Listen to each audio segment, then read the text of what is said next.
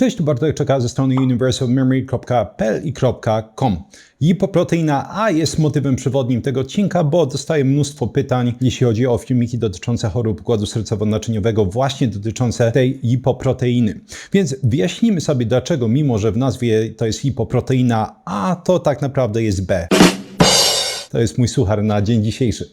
Dodatkowo, co sobie mówimy? Jakie są szkodliwe mechanizmy, poprzez które lipoproteina A będzie oddziaływać? Dokładnie tak. Jakie jest zagrożenie, jeśli chodzi o posiadanie wysokich poziomów lipoproteiny A, czyli jakie są różnego rodzaju korelacje, które pokazują nam zwiększone ryzyko występowania chorób układu sercowo-naczyniowego przy podwyższonym poziomie lipoproteiny A. Pokażę Wam, jak obliczyć prawdziwy poziom lipoproteiny LDL, bo ten poziom, który zawsze wychodzi w lipidogramie, to nie jest niestety prawdziwy poziom lipoproteiny LDL i powiem Wam, jak ma się do tego lipoproteina A. I co jest najlepsze, jaka jest zdolność predykcyjna lipoproteiny LDL w momencie, w którym wyjmiemy z niej lipoproteinę A.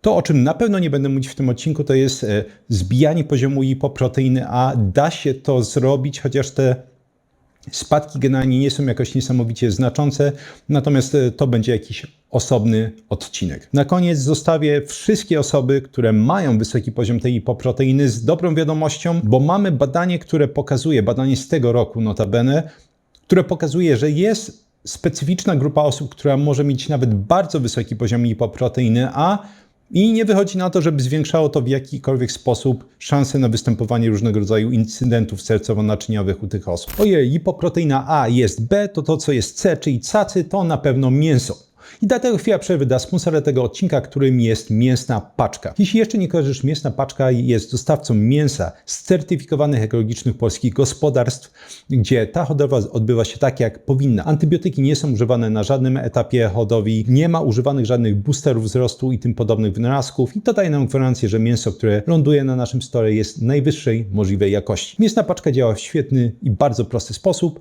Wchodzisz na stronę Mięsnej Paczki, wybierasz gotową paczkę albo kompletujesz własną. 2. Wybierasz, gdzie ma zostać dostarczona i 3. Cieszysz się odbiorem mięsnej paczki prosto pod Twoje drzwi. W ten sposób możesz sobie włożyć takie mięsko zmrożone właśnie w szczycie tej świeżości prosto do zamrażarki i wyjmować, kiedy jest czas albo ochota coś ugotować. Z kodem Bartosz10 jest 10% zniżki na pierwsze zamówienie. Ja serdecznie polecam ze swojej strony, a my lecimy dalej. Zacznijmy od tak zwanych podstawowych podstaw. Mianowicie, czym jest ta cząsteczka lipoproteina A? I możemy tak naprawdę ją traktować jako taką szczególną frakcję lipoproteiny LDL. Czemu? Bo mają tak naprawdę mnóstwo wspólnego. Lipoproteina A i lipoproteina LDL mają po prostu rdzeń z estrów cholesterolowych, mają otoczkę fosfolipidową i dodatkowo będą zawierały apolipoproteinę B100. Natomiast różnica jest taka, że ta cząsteczka lipoproteina A dodatkowo będzie miała przyłączonym mostkiem dwusiarczkowym białko apolipoproteinę A. I jak zaraz zobaczymy, czyli bardzo niedługo, jest to właśnie ten bardzo negatywny wyróżnik, który sprawia, że lipoproteina A jest groźna. Coś, co będzie, wydaje mi się, nowością dla prawdopodobnie co najmniej 95% Was wszystkich jest to, że kiedy robicie sobie lipidogram i otrzymujecie ten wynik LDL, to w tym wyniku jest chowana lipoproteina A. Oczywiście to nie jest wypisane, ale ogólnie z punktu widzenia tego, co jest mierzone, w LDL z lipidogramu mamy schowaną lipoproteinę A. Ile będzie stanowić procent LDL lipoproteina A? To jest właśnie jedna z tych rzeczy, która będzie zależeć od genetyki, bo rzeczywiście jest absolutnie prawdą, że poziom lipoproteiny A będzie warunkowany przede wszystkim genetycznie, chociaż, żeby było jasne, nie jest tak, że nie można go zmniejszyć. Można go zmniejszyć, to jest temat na osobny odcinek, chociaż te zmiany też nie są, czy spadki nie są jakieś szaleńcze, nie należy spodziewać się cudów. Przeciętnie możemy szacować, że do 30%, średnio 20-30% tego wyniku LDL z lipidogramu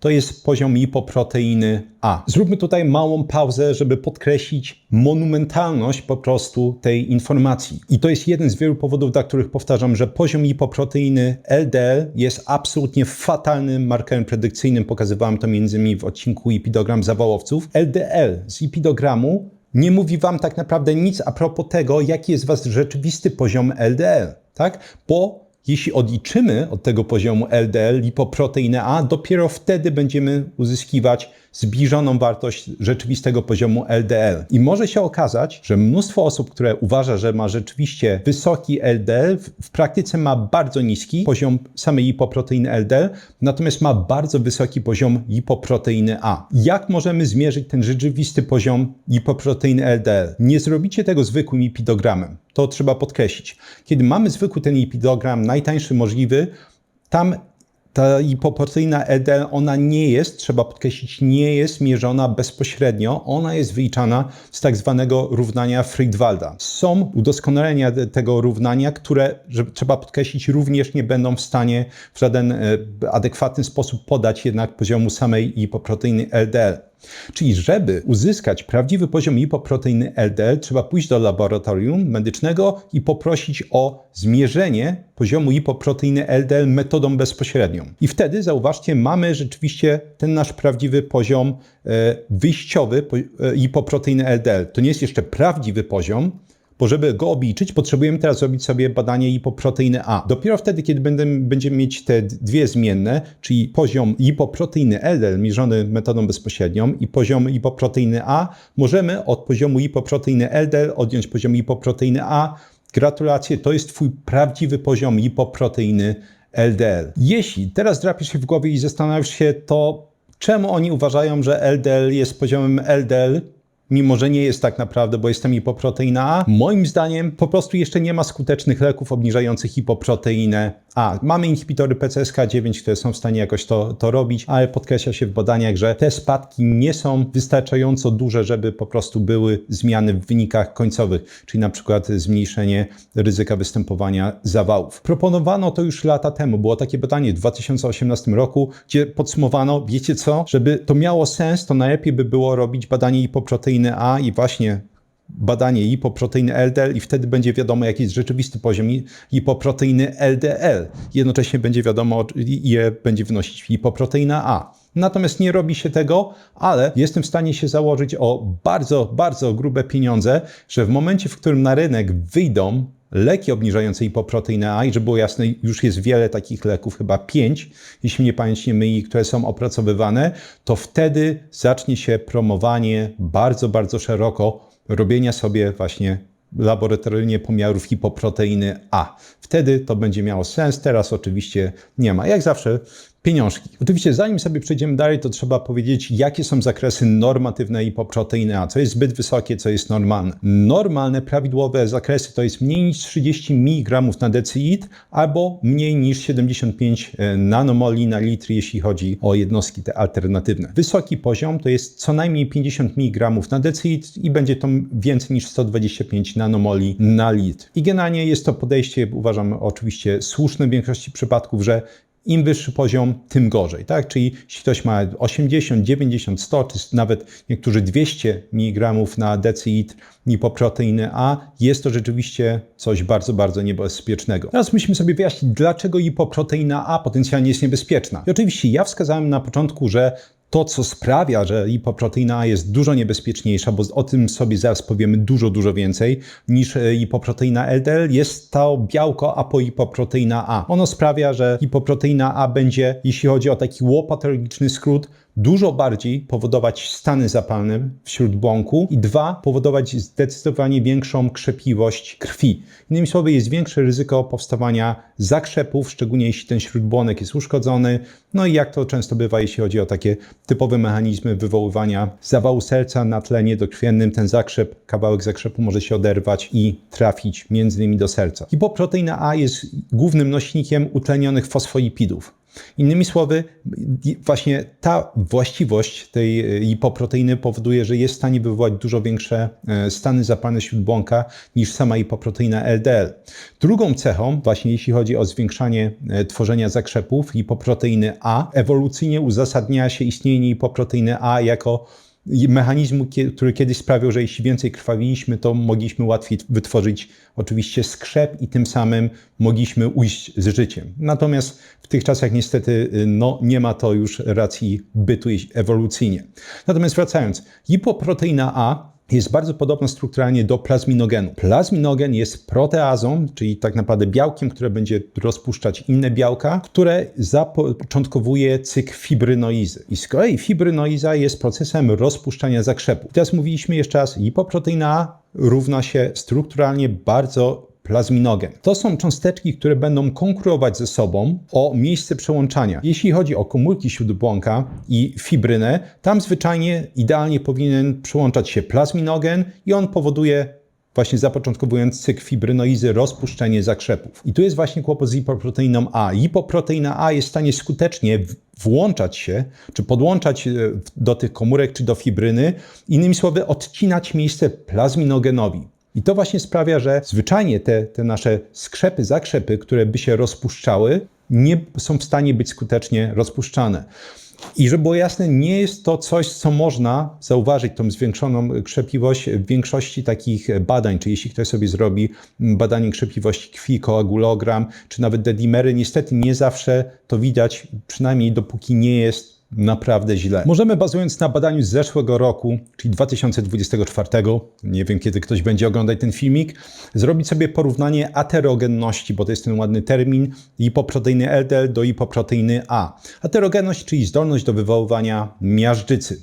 I to było badanie, które było badaniem po prostu mendelowskim, więc takim genetycznym, losowym, które sprawdzało, jak przy liczeniu na jedną cząsteczkę będzie rosło ryzyko wywoływania miażdżycy.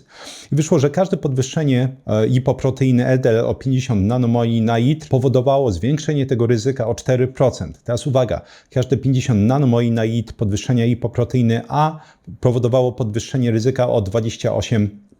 Skończono to podsumowaniem badania, że aterogenność, czyli zdolność do powodowania miażdżycy, lipoproteiny A w przeliczeniu na jedną cząsteczkę jest 6,6 raza większa niż same lipoproteiny LDL. I oczywiście tutaj trzeba pamiętać, lipoproteiny LDL ogólnie najczęściej, bo będziemy mieć wyjątki, jest więcej. Natomiast jakie są tego konsekwencje? Pierwsza konsekwencja jest taka, że jeśli lipoproteina A jest wliczona w tą lipoproteinę LDL z lipidogramu, to znaczy, że Twój poziom rzeczywisty samej lipoproteiny LDL może być już optymalny, może być dużo mniejszy, niż wydaje się z patrzenia na samą lipoproteinę LDL. Druga konsekwencja jest taka, że jeśli masz kłopot z obniżeniem swojego cholesterolu całkowitego, oczywiście poprzez przede wszystkim obniżenie poziomu lipoproteiny LDL, tak, lekarz wciska w ciebie statyny, coraz większe dawki, już nie jesteś w stanie chodzić, ale ten poziom lipoproteiny LDL wciąż nie jest optymalny, to uwaga, to może być kłopot z lipoproteiną A, bo jeśli ona jest wliczona w lipoproteinę LDL i ta lipoproteina LDL nie chce spadać, zgadnij co? Żeby dalej obniżyć tą lipoproteinę LDL z lipidogramu, musiałbyś obniżyć sam poziom lipoproteiny A. Każda rozsądna osoba, nieważne czy lekarz, czy dietetyk, czy pacjent, powinna mieć ciarki po prostu. Na zasadzie, okej. Czyli generalnie można wciskać coraz większe dawki, wywołać po prostu niesamowite efekty uboczne tych leków u pacjenta, a jednocześnie dlatego nie spada. Czemu lekarze tego nie wiedzą? To jest zawsze pytanie jakby do lekarzy. Najważniejsze jest, żebyś ty wiedział i żeby, no właśnie, twoi bliscy poprzez twoją wiedzę wiedzieli. Jeśli sobie już obliczymy wszystkie te wartości, znasz swój rzeczywisty poziom lipoproteiny LDL, to twoje ryzyko, zwiększone ryzyko może wynikać bezpośrednio właśnie z podwyższonego poziomu lipoproteiny A. Innymi słowy, te obliczenia, o których mówiłem na początku odcinka, dlatego warto zrobić, żeby mieć pełną świadomość, że to dopiero daje jakiś większy obraz całej sytuacji. Niepełny, ale większy. Zważywszy na to, co robi YouTube, to znaczy nie powiadamia subskrybentów, słuchaczy o załadowanym odcinku, potrafi wypisać kogoś z kanału, ucina zasięgi filmikom tego rodzaju. Będę bardzo wdzięczny za udostępnienie tego, jakiegoś lajka, komentarz po prostu, żeby zwiększyć zasięgi, żeby ta praca miała sens. Dzięki wszystkim z góry. Kontynuujemy tą jazdę bez trzymanki poprzez świat lipoproteiny A i nowoczesnej lipidologii. Jeśli wiemy, podkreślę po raz kolejny, żeby się utrwaliło, że poziom lipoproteiny A jest ukryty w poziomie lipoproteiny LDL w lipidogramie, to teraz pytanie, co się stanie z wartością predykcyjną, czyli zdolnością przewidywania różnego rodzaju incydentów sercowo-naczyniowych w momencie, w którym obliczymy tak zwane skorygowane LDL, czyli po odliczeniu lipoproteiny A. I było takie badanie parę lat temu, która była metaanalizą 5 bardzo dużych badań dotyczących leczenia pacjentów statynami celem obniżenia cholesterolu. Dosyć absurdalne, ale kiedy odliczono poziom lipoproteiny A od poziomu lipoproteiny LDL z lipidogramu, okazało się, że lipoproteina LDL straciła całą zdolność predykcyjną. Innymi słowy, kiedy wyjęto lipoproteinę A z lipoproteiny LDL, okazało się, że poziom lipoproteiny LDL nie jest w stanie absolutnie niczego przewidywać. Jeśli miałbym to łopatologicznie przedstawić, to możemy sobie wyobrazić, że mamy staruszkę, która ledwo jest w stanie się poruszać, ledwo w stanie jest mówić i to jest nasz poziom rzeczywisty lipoproteiny LDL. Mamy też jakiegoś beżowego księcia Orientu, który uwielbia wymachiwać ostrymi narzędziami i to jest lipoproteina A. I w momencie, w którym mierzymy ich razem, to jest ten poziom lipoproteiny LDL w lipidogramie i ktoś uważa, że patrząc na nich, że oni są szalenie niebezpieczni, ta szajka nie ma sobie równych. Natomiast właśnie jeśli przyjrzymy się temu z bliska, to może ta staruszka, czyli rzeczywisty skorygowany poziom LDL nie ma tutaj specjalnie dużo wspólnego z tym niebezpieczeństwem, a praktycznie większość niebezpieczeństwa, zdecydowana większość spoczywa właśnie na lipoproteinie A. Warto podkreślić, że lipoproteina A sama oczywiście w sobie jest niebezpieczna, czy właściwie powiedziałbym bardzo niebezpieczna, natomiast nie jest wyrokiem. Do tego dojdę, dlaczego i u kogo, w jakiej populacji to nie jest wyrok. Dodatkowe niebezpieczeństwo tej lipoproteiny A, ze względu na to, że ona będzie właśnie przewozić w organizmie utlenione fosfolipidy, jest to, że jakiekolwiek głupie wybory życiowe, lifestyle'owe, dietetyczne, które będą zwiększać stany zapalne, będą zwiększać niebezpieczeństwo lipoproteiny A. I to właśnie pokazano w badaniu, które sobie teraz omówimy. W nim sprawdzano, jak 3 różnego rodzaju czynniki wpływają na występowanie udarów. Udaru albo krwotocznego, albo udaru niedokrwiennego. Jeśli ktoś nie wie, udary krwotoczne to jest najrzadsza grupa udarów. One generalnie, właśnie występują bardzo rzadko. I te 3 zmienne to był poziom lipoproteiny A, poziom lipoproteiny LDL oraz poziom HSCRP, a więc białka reaktywnego C wysokiej wrażliwości, która właśnie pokazuje zdecydowanie lepiej niż zwykłe białko CRP poziom stanów zapalnych w organizmie. Najlepszym predyktorem występowania udarów na przestrzeni 30 lat u kobiet było właśnie białko reaktywne C wysokiej wrażliwości. Jakiekolwiek wartości powyżej 5,2 mg na litr, czyli ten najwyższy kwartyl stanów zapalnych mierzony w tym badaniu, zwiększał ryzyko powstawania takich udarów o 56%.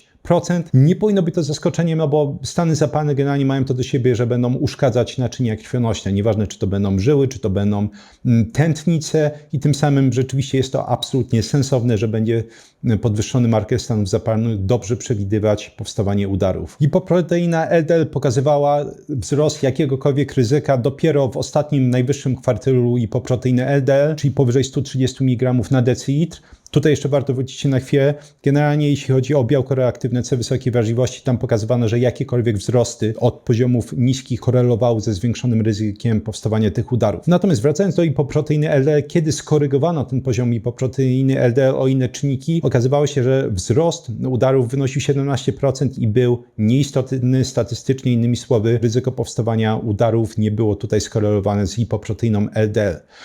Ogólnie warto podkreślić, że udary krwotoczne nie były skorelowane z żadnym z tych czynników, o których sobie mówimy, natomiast udary niedokrwienne, to właśnie o nich tutaj mówimy, omawiając to zwiększone ryzyko.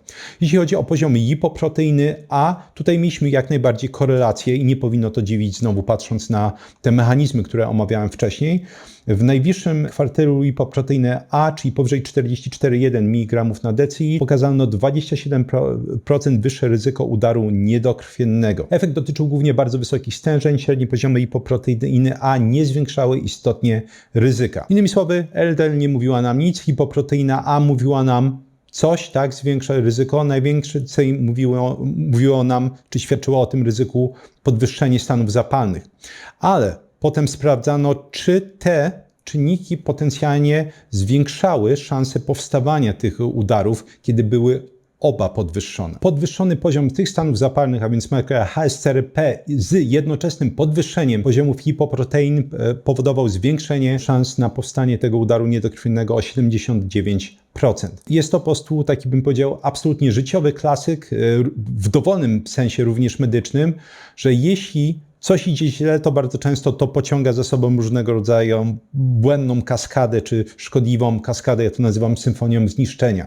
No i też jednocześnie to idzie w drugą stronę. Im więcej dobrych decyzji podejmujemy, tym mniejsza szansa, że jakieś przypadkowe, raz na jakiś czas złe decyzje w jakikolwiek znaczący sposób wpłyną na nas negatywnie zdrowotnie. Wróćmy natomiast do tego, jak hipoproteina A potencjalnie zwiększa szansę występowania miażdżycy, bo właśnie to badano w kolejnym badaniu. Tam wzięto na tapet w sumie 1800 prawie uczestników, 1795 i badano, jak u nich będzie wyglądać sytuacja z powstawaniem czy występowaniem blaszki miażdżycowej, zarówno tej zwapniałej, czyli takiej już dojrzalszej miażdżycy, jak i tej niestabilnej, czyli niezwapniałej. To, co ich interesowało, to czy osoby z podwyższonym poziomem lipoproteiny A mają większe szanse na występowanie tego rodzaju blaszek miażdżycowych. Gdzie, przypominam, podwyższony poziom lipoproteiny A to jest co najmniej 50 mg na decylitr. Wyniki były szalenie ciekawe, ponieważ iloraz szans, czyli generalnie można powiedzieć szansa na powstawanie czegoś pokazująca różnicę między dwoma grupami, jeśli chodzi o ryzyko.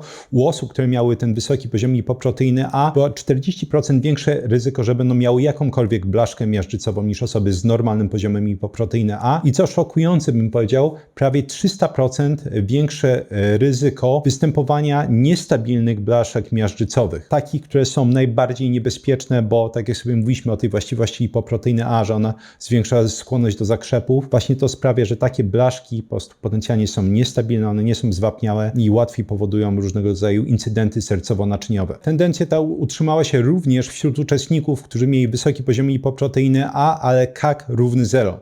Gdzie CAC to jest stopień zwapnienia tętnic wieńcowych, czyli generalnie nie ma widocznej miażdżycy w organizmie. I wyszło na to, że osoby, które miały wysoki poziom lipoproteiny A, czyli powyżej 50 mg na decylitr i CAC równy 0, wciąż miały szansę 24% posiadania, w tym przypadku oczywiście niezwapniałych blaszek miażdżycowych, większość versus 14% w grupie osób, które miały normalny poziom lipoproteiny A. Mam nadzieję, że to dosyć ładnie pokazuje, że lipoproteina A jest naprawdę bardzo, bardzo problematyczna i tak naprawdę z większości takich markerów, które większość osób rozpatruje w kategorii, czy to jest groźne, czy to nie jest groźne, lipoproteina A na pewno powinna być w jakimś, na szczycie tej listy. Na pewno nie na pierwszym miejscu i tak dalej, ale wysoko. Więc Bogiem a prawdą mógłbym ten festiwal strachu kontynuować jeszcze długo, bo tych badań jest naprawdę tona. Ja trochę więcej ich wrzucę do sekcji literatura naukowa, jeśli ktoś chciałby poczytać,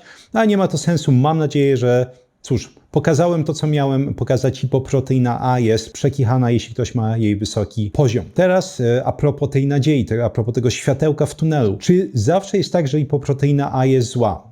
No wychodzi na to, że nie i dopiero tak naprawdę badanie z tego roku, czyli roku pańskiego 2025 pokazało nam, że to może być to. Są rzeczy, które sprawiają, że hipoproteina A aktywizuje to całe swoje zło, niebezpieczeństwo i zagrożenie. Generalnie w tym badaniu wzięło udział 4652 uczestników i śledziło ich przez ciut ponad 17 lat. Okazało się, że mimo posiadania wysokiego poziomu lipoproteiny A, pewna grupa osób nie cierpiała na większą liczbę incydentów sercowo-naczyniowych w momencie, w którym cechowała się jedną rzeczą. Ich stosunek talii do bioder był w normie. Co to znaczy stosunek talii do bioder? Przede wszystkim trzeba wspomnieć, że jest to lepszy marker niż sam indeks masy ciała, który jest powszechnie używany, czyli BMI. Lepiej pokazuje potencjalnie zdrowie metaboliczne, tak? No bo wiemy, że ten indeks masy ciała, on jest kiepski, bo nie uwzględnia między innymi, czy bardzo kiepsko uwzględnia masę mięśniową, która waży dużo. Natomiast jeśli zmierzymy sobie stosunek talii do bioder, będziemy mieć większy tutaj jakiś pogląd, czy ktoś nie jest otyły. Tak? Czy ktoś nie ma tej otyłości trzewnej, brzusznej? Jeszcze trzeba powiedzieć jedno, jakie są normy. Jeśli ktoś chciałby sobie po prostu to zmierzyć, to u kobiet norma to jest mniej niż 0,8, umiarkowany stosunek talii do bioder będzie wynosił od 0,8 do 0,84, natomiast od powyżej 0,85 jest to poziom podwyższony, niebezpieczny. U panów będzie to wynosiło mniej niż 0,9 jako prawidłowy poziom, od 0,9 do 0,99 jako umiarkowany i powyżej 1 jako poziom podwyższony. Innymi słowy, i to jest właśnie ta nadzieja, to niesamowita wiadomość, osoby, które były zdrowe metabolicznie, które miały najprawdopodobniej wysoką insulinowrażliwość, dbały o siebie, nie miały nadwagi, mimo podwyższonego poziomu lipoproteiny A nie miały więcej tych incydentów sercowo-naczyniowych niż osoby, które miały niższy poziom lipoproteiny A. I to jest właśnie coś, co chciałbym podkreślić na sam koniec tego odcinka. Lipoproteina A sama w sobie nie musi być wyrokiem. Czy lepiej mieć niski poziom? Absolutnie. Tak, jeśli możesz mieć, super mieć ten niższy poziom. Natomiast jednocześnie jest tutaj ta nadzieja, że jeśli po prostu robimy co w naszej mocy, żeby być zdrowymi, tak, czyli jeszcze raz, jesteśmy aktywni, nie wiem, no, robimy posty, które przecież ja tak promuję, dieta niskowęglowodanowa, to są wszystko rzeczy, które będą wpływać znacząco na podwyższenie nie tylko jakości życia, ale też długości życia. Tak, nie będzie po prostu chorób, a przynajmniej szansa na to jest zdecydowanie mniejsza. Czas na łopatologiczne podsumowanie, czyli jak najmniej słów, jak najprostsze terminy, żeby podsumować wszystko to, o czym mówiłem w tym odcinku. Przede wszystkim lipoproteinę A możemy traktować jako niebezpiecznego kuzyna lipoproteiny LDL i sama lipoproteina A, kiedy robimy sobie badanie lipidogramu, jest ukryta w tym poziomie lipoproteiny LDL, który nam wychodzi. Jeśli chciałbyś obliczyć sobie rzeczywisty poziom swojej lipoproteiny LDL, czyli LDL skorygowany, to musisz pójść do laboratorium, zrobić pomiar LDL metodą bezpośrednią, nie wyliczoną, tylko bezpośrednią, zrobić tego samego dnia pomiar lipoproteiny A i wtedy od poziomu lipoproteiny LDL, która została obliczona metodą bezpośrednią, odliczasz poziom lipoproteiny A, czyli LDL bezpośrednio mierzony minus LPA, lipoproteina A i w ten sposób uzyskujesz poziom lipoproteiny LDL skorygowany. Czyli to jest rzeczywisty twój poziom LDL. Mnóstwo osób, wydaje mi się, zdziwi się, że ich rzeczywisty poziom tej lipoproteiny LDL jest dużo niższy niż im się wydawało i to, co bruździ w tle, to jest właśnie poziom lipoproteiny A. W przeliczeniu na cząsteczkę, jedna cząsteczka lipoproteiny A jest 6,6 raza bardziej niebezpieczna niż jedna cząsteczka lipoproteiny LDL. Kłopot jest taki, że oczywiście ilość cząsteczek LDL jest zazwyczaj, chociaż nie zawsze, większa. Co ciekawe, pokazywałem metaanalizę wśród użytkowników statyn, że kiedy obliczymy sobie LDL skorygowany, czyli wyjmiemy z poziomu LDL lipoproteinę A, siła predykcyjna tego skorygowanego LDL spada do zera, jeśli chodzi o predykcję, czyli przewidywanie powstawania incydentów sercowo-naczyniowych. Sama lipoproteina A nie jest wyrokiem, natomiast jest bezlitosnym sędzią. Tak jak pokazywałem na badaniach, jeśli ktoś dba o siebie, jest zdrowy metabolicznie, nie ma otyłości brzusznej, ma niskie stany zapalne, nawet podwyższony poziom lipoproteiny A nie wpływa specjalnie na powstawanie incydentów sercowo-naczyniowych. Natomiast jeśli już masz podwyższoną lipoproteinę A i jednocześnie wyższe stany zapalne, nie dbasz o siebie i tak dalej, to lipoproteina A będzie poniekąd potęgować każdą głupią decyzję życiową, dietetyczną, lifestyle'ową, aż, no właśnie, nie dojdzie do wywołania konsekwencji. Mogę dać Wam tego prosty przykład. Jeśli nie oglądałeś, to jest taki odcinek, który nazywa się Każdy posiłek równa się stany zapalne tętnic, gdzie pokazywałem, że no właśnie, po posiłku, szczególnie po takich posiłkach bogatych w węglowodany, występują tak zwane poposiłkowe stany zapalne, między innymi wśród błąku tętnic. I pokazywałem na całym mnóstwie badań, że kiedy spożyjemy sobie taką porcję węglowodanów, to z miejsca już w przeciągu godziny, dwóch jesteśmy w stanie zaobserwować na przykład zwiększoną krzepliwość czy powstawanie zakrzepów w tym śródbłąku tętnic. Tam po prostu zaczyna wszystko gęstnieć.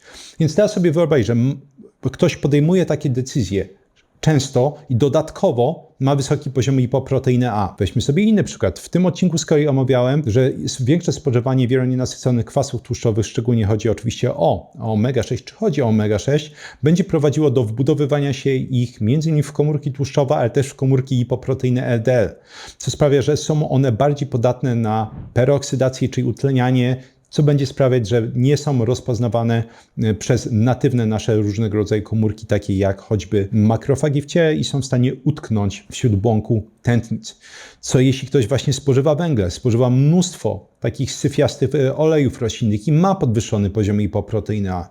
prawda? Możemy sobie dodawać kolejne błędne decyzje życiowe i dietetyczne, żeby pokazać właśnie, jak to wszystko zamienia się w tą symfonię zniszczenia. Jak jedna głupia decyzja jest w stanie wywoływać lawinę różnego rodzaju konsekwencji. Mam nadzieję, że podobał Wam się ten odcinek. Dajcie mi znać, jakie są Wasze przemyślenia na ten temat. Czy może udało mi się, nie wiem, spowodować, czy zwrócić Waszą uwagę, że bardziej hipoproteina A będzie tutaj kłopotem niż stricte hipoproteina LDL, chociaż oczywiście o LDL mam tyle filmików, że głowa mała. Dajcie znać, jakie są Wasze poziomy, czy sprawdzaliście, czy może po tym filmiku sprawdzicie te poziomy itd. itp. Ja oczywiście będę obecny w sekcji komentarzy przynajmniej przez chwilę, żeby podpowiadać może na jakieś pytanka, jeśli takowe się pojawią. Jeśli spodobały Ci się wszystkie informacje wymieniane w tym filmiku, można je ściągnąć w formie łatwo dostępnych fiszek elektronicznych.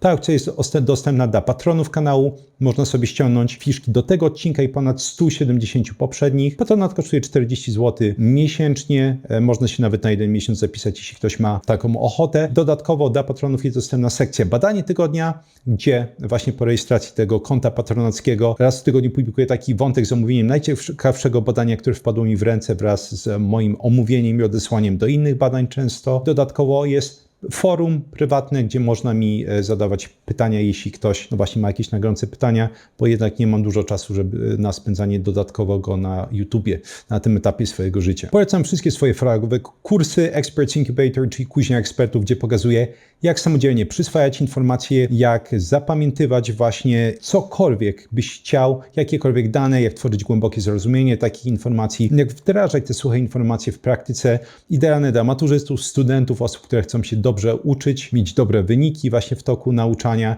dla osób, które nienawidzą swojej pracy, chciałyby ją zmienić, ale nie mają kompetencji, żeby to zrobić. Idealne, no właśnie, szczególnie na tym etapie tego ciężkiego rynku pracy, kiedy weszła na niego sztuczna inteligencja. Dla osób, które mają świetną pracę, ale potrzebują zdać jakiś certyfikat, jakoś dodatkowo się wykazać, żeby dostać ten awans. I na koniec dla osób takich jak Ty i może ja, albo może ja i może Ty, które po prostu chcą więcej zapamiętywać z tego, co czytają i słuchają. Kurs Vocabulary Labs, czyli laboratoria językowe, w kursie, w którym pokazuję, jak samodzielnie nauczyć się dowolnego języka obcego z dowolnej rodziny języków. System jest uniwersalny, żeby przestać non-stop wydawać pieniądze na różnego rodzaju szkoły językowe, korepetytorów i tym podobne. Kurs o jeden włos za daleko, gdzie pokazuję, jak zatrzymać i odwracać łysienie androgenowe zarówno u pań, jak i u panów, i jak diagnozować u siebie telogenowe wypadanie włosów. To jest ten moment, kiedy często lecą nam naprawdę całe garście włosów, jak to właśnie zdiagnozować i wyeliminować, oraz jak walczyć m.in. z różnego rodzaju upierdliwymi chorobami skóry głowy, choćby takimi jak uporczywy łupież. 3 piosenki rockowe w pierwszym komentarzu pod filmikiem, żeby mieli spędzić czas również po jego wysłuchaniu. Pod tym bonusowe ciekawostki tyczące się tego tematu i po proteiny a pod tym jak zawsze literatura naukowa. To wszystko w pierwszym komentarzu pod filmikiem. W opisie znajdziesz linki do wszystkich tych produktów, które polecam, do moich kursów oraz link do newslettera. Tam jak go klikniesz, wyskakuje okienko. Można wprowadzić swój adres e-mail i tam będę z kolei wysyłać artykuły na tematy związane z drugą częścią mojej działalności, czyli poprawa pamięci, poprawa produktywności, nauka języków obcych i tym podobne. Dzięki jak zawsze olbrzymie z głębi serca za wysłuchanie tego odcinka, za towarzyszenie mi aż tyle minut i do usłyszenia w następnym.